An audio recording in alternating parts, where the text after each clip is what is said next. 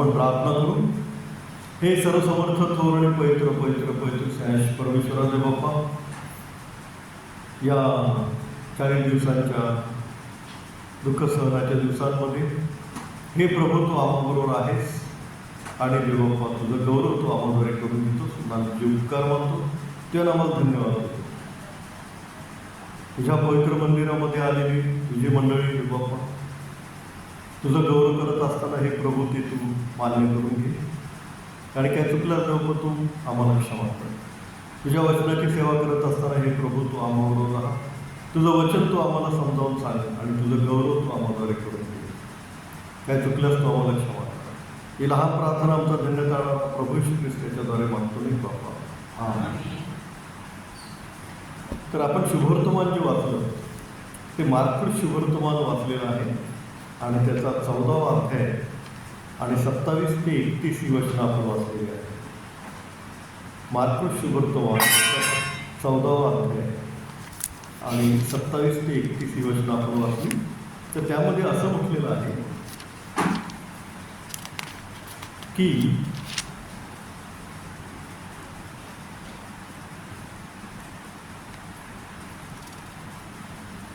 मी मेंढपाळाला मारेन आणि मेंढरांची दाणादाण करेन. मी मेंढपाळाला मारेन. आता हा मेंढपाळ कोण आहे? तर तो मेंढपाळ कोण आहे? प्रभू येशू ख्रिस्त आहे, नाही का? तो त्याला का मारायचा? कारण फक्त त्याचंच रक्त जे आहे ते पवित्र रक्त आहे आणि त्याच्या पवित्र रक्तामध्येच आपल्या पापांची क्षमा आहे. परमेश्वराने तारणाच्या योजनेसाठी मनुष्याचा पुन्हा परमेश्वराबरोबर समेट होण्यासाठी जी योजना आखली त्यामध्ये परमेश्वराने या तारणाच्या योजनेमध्ये जर एखादा मनुष्य निवडला असता आणि त्याचं पुन्हा पतन झालं असतं जसं आदामाचं झालं तर तारणाची योजना पूर्णतेस गेली नसती. परमेश्वराने जर मनुष्याच्या ऐवजी तारणाच्या योजनेसाठी एखाद्या देवदूताचा विचार केला असता की देवदूताला पाठवावं आणि त्याच्याद्वारे तारण साधून घ्यावं, मनुष्यांच्या पापांची क्षमा करावी की जेणेकरून मनुष्य पुन्हा स्वर्गीय राज्यामध्ये परमेश्वराकडे जाऊ शकेल, परमेश्वर आणि मनुष्य यांचा पुन्हा समेट होऊ शकेल. देवदूताला जर पाठवलं तर देवदूताचंही आधी पतन झालेलं आहे. ल्युसिफर नावाचा देवदूत की जो अतिशय सुंदर होता, तो म्हणाला मी स्वर्गीय विराजमान होईल, उंच पर्वतावर विराजमान होईल, सर्व समर्थाच्या वर मी माझं सिंहासन स्थापीन, असं तो मनात म्हणाला आणि त्याचं काय झालं? पतन झालं. मग मनुष्याला पाठवू शकत नाही, त्याचं पतन झालं. देवदूताला पण पाठवू शकत नाही, त्याचं पतन झालं. आणि मग परमेश्वराने ठरवलं की तो त्याचा पुत्र पाठवेल. आणि मग त्याला ते शक्य आहे की जो पुत्र आहे तो पण परमेश्वर आहे आणि तो मनुष्य बनून येईल आणि तो काय करेल?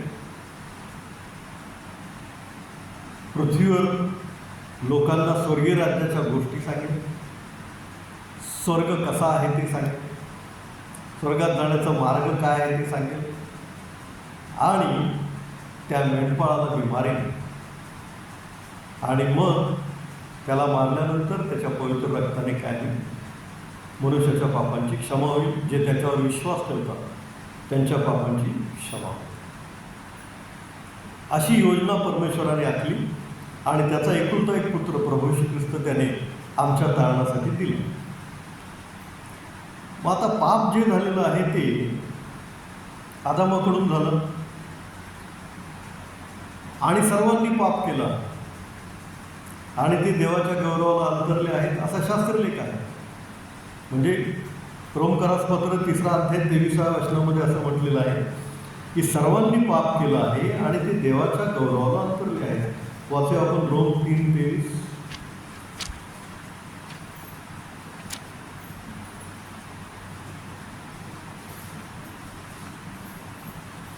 रोमकरास पत्र याचं 3रा अध्याय आणि 23वा वचन.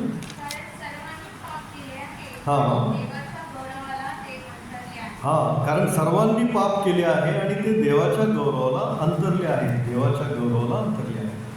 आता सर्वांनी म्हणजे सगळे आले. मग सगळे म्हणजे कोण? लहान मूल पण आलं त्याच्यामध्ये. आता आपल्याला वाटेल की लहान मूल जे जन्मलेलं आहे त्यांनी काय पाप केलं?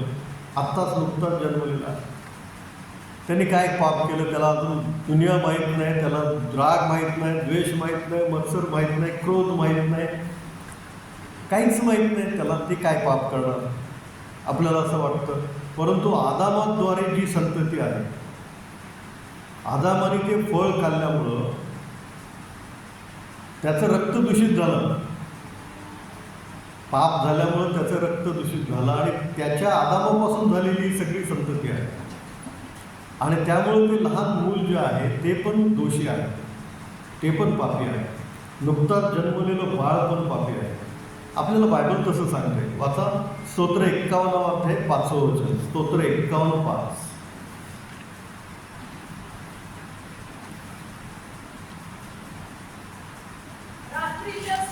नाही, स्तोत्र 51:5. पहा मी जन्माचाच पापी आहे, माझ्या आईने गर्भधारण केले तेव्हाचाच मी पापी आहे. जन्माचाच पापी आहे. जन्म झाला तेव्हा पापी आहे आणि गर्भधारण केलं माझ्या आईने तेव्हाचा मी पापी आहे. म्हणजे पहा का हे पातक झालेलं आहे. आता लहान जन्मलेलं बाळ आपल्याला वाटतंय निर्दोष आहे, निष्पाप आहे, परंतु त्याच्यामध्ये जे आदामाचं फळ खाल्ल्यामुळं जे रक्त दूषित झालेलं आहे ते आलेलं आहे या सर्वांमध्ये. आणि त्यामुळं अगदी नव्याने जन्मलेलं बाळ इतकंच नाही तर गर्भधारण झालेलं ते बाळ ते सुद्धा काय आहे? पापी आहे, असं आपल्याला बायबल सांगतं. पहा मी जन्माचाच पापी आहे, माझ्या आईने गर्भधारण केले तेव्हाचाच मी पापी आहे. मग हा दोष निघाल्याशिवाय मनुष्य निर्दोष, निष्पाप, पवित्र होऊ शकत नाही. आणि तो पवित्र झाल्याशिवाय पवित्राकडे जाऊ शकत नाही. कारण देव कसा आहे? पवित्र आहे. देव कसा आहे? पवित्र आहे. आता जर अग्नीची भट्टी असेल त्याच्यामध्ये जर आपण हात घातला तर ते भागणार, बरोबर आहे ना? अग्नीमध्ये जर जायचे तर अग्नी बनवून गेलं पाहिजे. अग्नीमध्ये जर तुम्ही अग्नीची एखादी काठी ठेवली तर ते ठीक आहे. म्हणजे अग्नीमध्ये जायचं तर जसं अग्नी बनवून गेलं पाहिजे, तसं पवित्राकडे जायचं तर पवित्र बनवून गेलं पाहिजे. आणि आपण तर या आदामाने केलेल्या पापामुळं सगळी मानवता भ्रष्ट झालेली आहे. आणि नीतिमान देवाला कोण आढळलं नाही ते एकच जण आढळला. त्याच्यानंतर कोण? नोहा. सगळं त्यांनी काय केलं? सगळ्या सृष्टीचा नाश केला, परंतु नोहाला त्याच्या कुटुंबियांना वाचवलं. नोहा पण पापी. त्याचं कारण काय? आदामाचं रक्ताचं पाप जे आहे ते त्याच्यामध्ये आलेलं आहे. पण नीतिमान त्याला म्हटले अशासाठी की तो देवाला मान देणार आहे. नीतिमान म्हणजे पवित्र नव्हे. योसेफ मरियेचा नवरा, त्याला पण नीतिमान म्हटलेलं आहे. नीतिमान म्हणजे देवाला घेऊन वागणारा, देवाला मान देणारा. आपण सर्व नीतिमान आहोत. आणि म्हणून आजच्या शुक्रवारच्या प्रार्थनेमध्ये आपण सर्व कामकाज सोडून देवाचं भय मानून देवाला मान देऊन मग देवाच्या मंदिरामध्ये आलेलो आहोत. आपण नीतिमान आहोत, पवित्र नाही.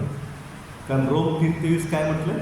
सर्वांनी पाप केलं आहे आणि ते देवाच्या गौरवाला अंतरले आहे.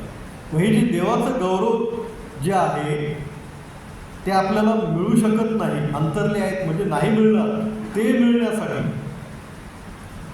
ते मिळण्यासाठी मेंढपाळाला मी माने, असं परमेश्वर म्हणतो. का? 1 योहानाचं पत्र 1 अध्याय 7वं वचन. योहानाचं पहिलं पत्र 1 अध्याय 7वं वचन. येस येस हां.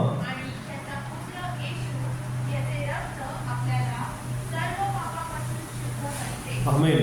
आणि त्याचा पुत्र येशू याचे रक्त आपल्याला सर्व पापांपासून शुद्ध करते. का मेंढपाळाला मारेल याचं कारण हे आहे, कारण त्या मेंढपाळाचं रक्त जे आहे ते पवित्र आहे आणि ते पवित्र रक्त आपल्याला सर्व पापांपासून शुद्ध करते, देवबापाची स्तुती असते. आणि म्हणून त्याने त्याचा एकुलता एक पुत्र दिला. आपण पाहिलं मनुष्याद्वारे तारण त्याने का नाही आणलं, कारण मनुष्याचं पतन होऊ शकतं. देवदूताद्वारे का नाही तारण आणलं, कारण देवदूताचं पण पतन झालेलं आहे. मग त्याने काय केलं, त्याचा एकुलता एक पुत्र जो होता तो त्याने पाठवला, जो युगाच्या उत्पत्तीपूर्वी त्याच्याबरोबर होता, जो परमेश्वर पित्याबरोबर होता. आणि परमेश्वर पिता, पुत्र आणि पवित्र आत्मा हे तिघे एकत्र होते जेव्हा ही सर्व सृष्टी निर्माण झाली. ते तिघे एकत्र होते आणि सर्व सृष्टी प्रभू येशू ख्रिस्ताद्वारे निर्माण झाली. जर आपण पाहिलं उत्पत्तीचा ग्रंथ 1 अध्याय 1 वचन, असं म्हटलेलं आहे, प्रारंभी देवाने आकाश व पृथ्वी ही उत्पन्न केली. देवाने हा शब्द इब्री भाषेमध्ये एलोहिम असा वापरलेला आहे. एल म्हणजे देव, एली म्हणजे माझ्या देव, आणि एलोहिम म्हणजे अनेक वचनी देव. एलोहिम म्हणजे काय, अनेक वचनी देव, अनेक वचन. प्रारंभी देवाने एलोहिम असा शब्द आलेला आहे इब्री भाषेमध्ये. तर अनेक वचनी देव आहे. आता इथं अनेक वचनी कसं आहे ते आपल्याला पाहायला मिळतं.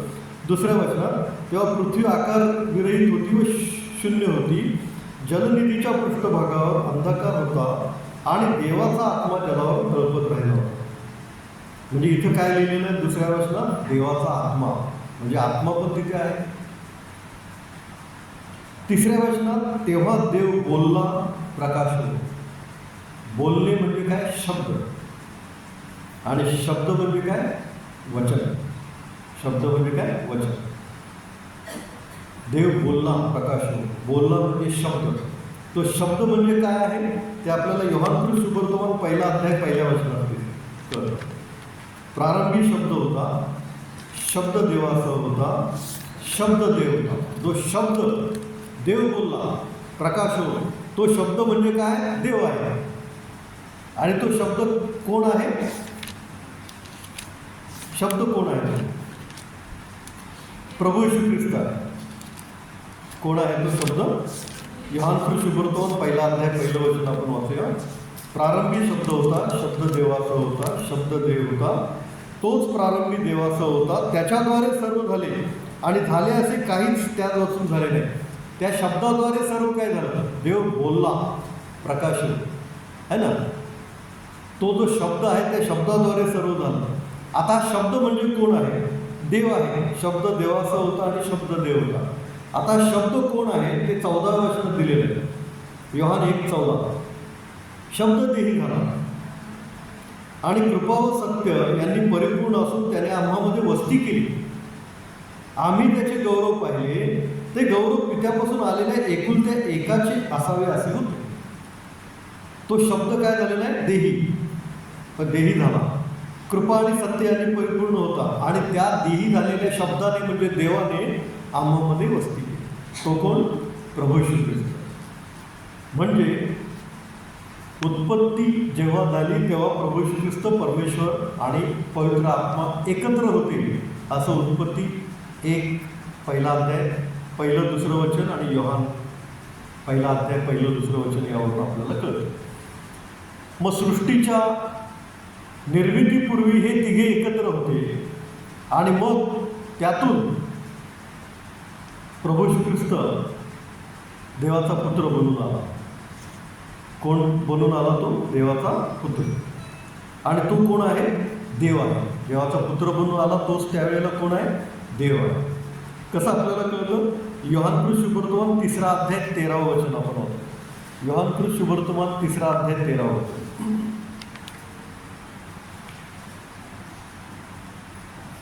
स्वर्गातून उतरलेला व स्वर्गात असलेला जो मनुष्याचा पुत्र, त्याच्या वाचून कोणीही स्वर्गात चढून गेला नाही. पहा किती सुंदर आहे. स्वर्गातून उतरलेला व स्वर्गात असलेला. स्वर्गातून जो उतरला तेव्हा तो स्वर्गात पण होता. म्हणजे देव जे आहे त्रैक्य ते एक आहे,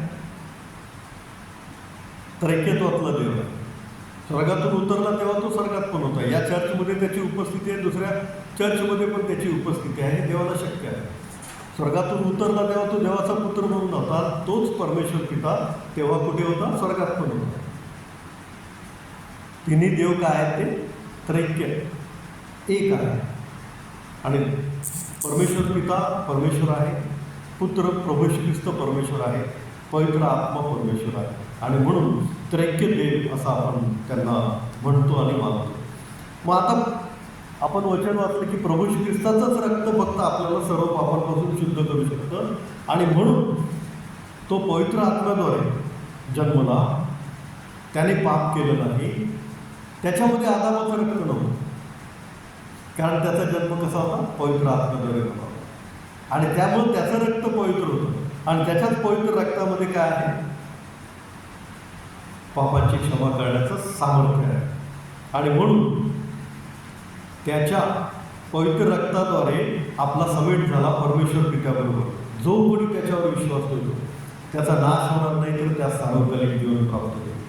जो त्याच्या पवित्र रक्तावर विश्वास ठेवतो की त्याच्या पवित्र रक्तामध्ये माझ्या पापांची क्षमा आहे, त्याच्या पापांची क्षमा होते आणि तो देवाबरोबर समेटास काय होतो? योग्य असा होतो. एक वचन वाचा, कलस्सीकरास पत्र 1 अध्याय 20 वचन. कलस्सीकरास पत्र 1 अध्याय 20 वचन.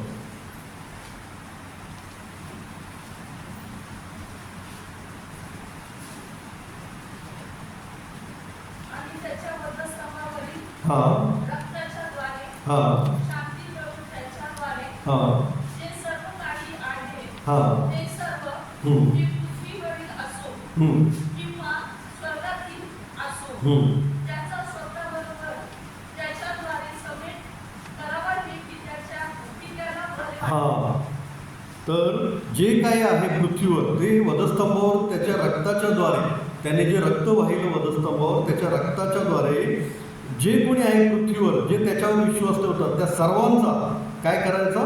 परमेश्वराबरोबर समेट करावा, हे पित्याला बरे वाटतं. येशू ख्रिस्ताचं येणं का झालं?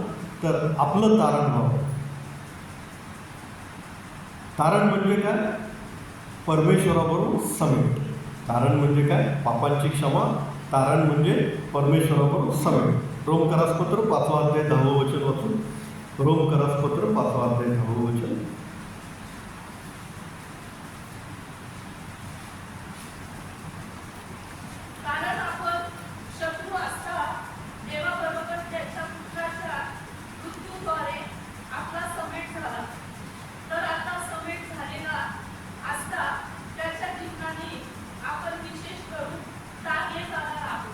तर तारणाची व्याख्या आपल्याला इथे दिलेली आहे. परमेश्वराबरोबर समेट, आणि तो देवाच्या पुत्राच्या मृत्यूद्वारे, म्हणजे त्याचा वधस्तंभावर मृत्यू झाला, त्याने पवित्र रक्त वाहिलं, त्याच्या पवित्र रक्तावर जो विश्वास ठेवतो त्याच्या पापांची क्षमा होते.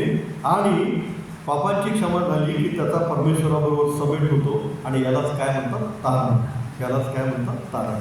आणि म्हणून प्रभू येशू ख्रिस्त आला, त्याने त्याच्या पवित्र रक्ताने काय केलं? त्याच्या पवित्र रक्ताने आपल्याला मिळवलं. खंडणी भरली, काय खंडणी भरली. आणि काय केलं? आपल्याला मिळवलं. आपण म्हणजे कोण आहे? त्याची मंडळी आहोत. आपण म्हणजे कोण आहोत? त्याची मंडळी.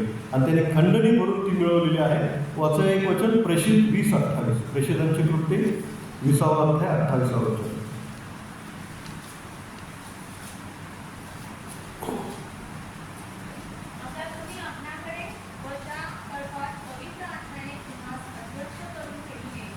त्या सर्वांकडे लक्ष द्या, यासाठी की देवाची जी मंडळी त्याने आपल्या रक्ताने मिळवली ती पाळणं तुम्ही करावे. जी मंडळी त्याने आपल्या रक्ताने स्वतःकरता मिळवली तिचे पालन तुम्ही करावे. ही मंडळी जी आहे, तुम्ही आज बसलेले आहात देवाच्या पवित्र मंदिरामध्ये, ती येशू ख्रिस्ताने त्याच्या स्वतःच्या रक्ताने मिळवलेली मंडळी आहे. त्याने खंडणी भरून ती मिळवलेली तुम्ही आणि मी, आपण मंडळी आहोत. आणि बाळक लोकांना सूचना दिलेली आहे इथे की पवित्र आत्म्याने तुम्हाला अध्यक्ष करून ठेवलेले आहे, त्या सर्वांकडे लक्ष द्या. या कळपाकडे काय करा, लक्ष द्या. कारण हे कोण आहेत, कळप जे आहे ते कोण आहेत, येशू ख्रिस्ताचे लोक आहेत. मंडळी आहे ती येशू ख्रिस्ताने रक्ताने मिळवलेली मंडळी आहे. हे येशू ख्रिस्ताचं शरीर आहे आणि म्हणून या कळपाकडे लक्ष द्या. कारण ती फार मोल देऊन स्वतःचं रक्त, पवित्र रक्त अर्पण करून ती मिळवलेली, प्रभू श्री ख्रिस्ताने मिळवलेली कोण आहे, मंडळी आहे. तर ही मंडळी प्रभू श्री ख्रिस्ताने जी त्याच्या स्वतःच्या रक्ताने मिळवली, त्यांना तारण दिलं आणि त्यांची काय केली, मुक्तता केली. यासाठी प्रभू श्री ख्रिस्ताला स्वर्गातून यावं लागलं. मनुष्याला नाही निवडलं का तर मनुष्याचं पतन झालं, देवदूताला नाही निवडलं का तर ल्युसिफर या देवदूताला पण पतन झालं होतं. परमेश्वराला मार्गच नव्हता आणि तो मार्गच नसल्यामुळे परमेश्वराने काय केलं, त्याचा स्वतःचा एकुलता एक पुत्र जो युगाच्या आरंभापूर्वी त्याच्याबरोबर होता त्याने पवित्र आत्म्याद्वारे मरीच्या उदरी पाठवलं आणि त्याने अद्भुत कृत्य केली. तो पृथ्वीवर मनुष्य असताना देव पण होता आणि देव असल्यामुळे त्याच्यामध्ये सामर्थ्य पण होतं आणि त्यामुळं त्याच्याद्वारे अद्भुत कृत्य झाली. मेलेले जिवंत झाले, आंधळे बरे झाले, रोगी बरे झाले, पक्षघाती बरे झाले आणि भूतं निघाली आणि पुष्कळ लेप्रसी, कुष्ठरोग झालेले बरे झाले. हे पुष्कळ चमत्कार त्याच्याद्वारे झाले. मेलेले पण त्याने उठवले आणि हे सगळे चिन्ह देव त्याच्याबरोबर असल्यामुळं काय झालं, तो करत गेला. एवढंच नव्हे, तो पृथ्वीवर तो मनुष्य असताना त्याचं देवाचं स्वरूप आहे हे पण त्यांनी दाखवलं. रूपांतराच्या पर्वतावर जेव्हा तो गेला तेव्हा त्याचा चेहरा सूर्यासारखा झाला, तेजस्वी. आणि त्यामध्ये त्याने दाखवून दिलं की तो पृथ्वीवर असताना पूर्ण मनुष्य पण आहे आणि पूर्ण देव पण आहे. जे मनुष्याला साध्य होणं शक्यच नाही ते त्या रूपांतराच्या पर्वतावर त्याने दाखवून दिले की तो जो आहे येशू ख्रिस्त, तो देवाचा पुत्र, तो खुद्द परमेश्वर त्याच्यातून प्रकाशित आहे हे त्याने दाखवून दिलं. आणि मेंढपाळाला मी मानेन हे जे वचन परमेश्वर मार्क शुभवर्तमानामध्ये बोललेलं आहे, 14 अध्याय 27 वचन, मेंढपाळाला मी मानेन. ते वचन अशासाठी होतं की आपली मुक्तता व्हावी, आपल्या पापांची क्षमा व्हावी, आपलं तारण व्हावं.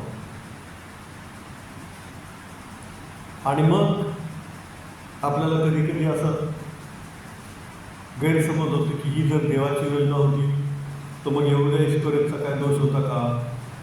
मग ते यहुदी याजक जे होते त्यांनी त्याला धरलं, त्यांचा काय दोष होता का? हो, त्यांचा दोष आहे, त्यांना क्षमा नाहीच. बायबलमध्ये पण तसं लिहिलेलं आहे, त्यांना स्वर्गीय राज्यामध्ये जागा पण नाही. असं कसं? तर त्यांनी पुत्राला ओळखलं नाही. जर त्यांनी धरलं नसतं, मारलं नसतं तरी येशू ख्रिस्ताचं अर्पण कसं ना कसं झालं नसतं. परंतु त्यांनी येशू ख्रिस्ताला ओळखलं नाही की तो देवाचा पुत्र आहे. इतकी चिन्ह करून सुद्धा याचकाने पण ओळखलं नाही, यहुदा इस्करियोतने त्याच्याबरोबर 3.5 वर्ष राहून पण ओळखलं नाही. आणि म्हणून त्यांच्या दोषाला क्षमा नाही हे यशया 50व्या अध्यायामध्ये लिहिलेलं आहे. अहो, जे तुम्ही खोलीत पेटवता ते तुम्ही अग्नीमध्ये चालते व्हा. येशू ख्रिस्ताला जो ओळखत नाही, येशू ख्रिस्ताला जो मानत नाही, त्या सर्वांची रवानगी कुठं आहे? अग्नीच्या कुंडामध्ये आहे, नरकाच्या ठिकाणी आहे, जो येशू ख्रिस्ताला ओळखत नाही. आणि म्हणून देवाची योजना होती मेंढपाळाला मी मारेन, त्याच्यामध्ये येशू ख्रिस्ताला धर्म देणारे पण दोषी आहे, येशू ख्रिस्ताला मारणारे पण दोषी आहे आणि येशू ख्रिस्ताला वधस्तंभावर लटकवणारे पण दोषी आहे.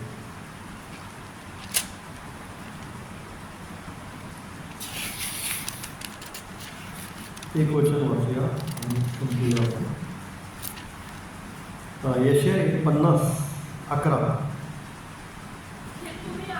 जे तुम्ही अग्नी पेटवता, जे तुम्ही कोलिते वागविता, ते तुम्ही सर्व आपल्याच अग्नीच्या ज्वालेत चालते व्हा. तुम्ही स्वतः पेटवलेल्या खोलीतात जाऊन पडा. माझ्या हातून हे तुम्हास घडेल. माझ्या हातून हे तुम्हाला घडेल. तुम्ही क्लेशात पडून राहा. तुम्ही क्लेशात पडून राहा. हे त्या लोकांसाठी आहे ज्या लोकांनी काय केलेलं आहे, प्रभू येशू ख्रिस्ताला धरून दिलेलं आहे. त्या लोकांसाठी हे यशया 50:11 वचन आहे. आणि इथं जे वर्णन आहे ते येशू ख्रिस्ताचं वर्णन केलेलं आहे. 6व्या वचनापासून जर आपण बघितलं, मी मरणाऱ्यापुढे आपली पाठ केली, केस उपटणाऱ्यापुढे मी आपले गाल केले, उपमर्द व चितू यापासून मी आपले तोंड चुकवले नाही. प्रभू परमेश्वर मला सहाय्य करणार म्हणून मी लज्जित झालो नाही. मी आपले तोंड गारगोटीसारखे केले, माझी फजिती होणार नाही हे मला ठाऊक होते. हे येशू ख्रिस्ताबद्दलचं वर्णन आहे. आणि त्याला धरून देण्यामध्ये ज्यांचा हात राहिलेला आहे त्यांच्यासाठी 11 वचन आहे की तुम्ही जे अग्नी पेटवता तुम्ही त्या अग्नीमध्ये चालते व्हा. तर कुठल्याही दुष्कर्मामध्ये, कुठल्याही दुष्कर्मामध्ये आपला हात कधीही नसावा.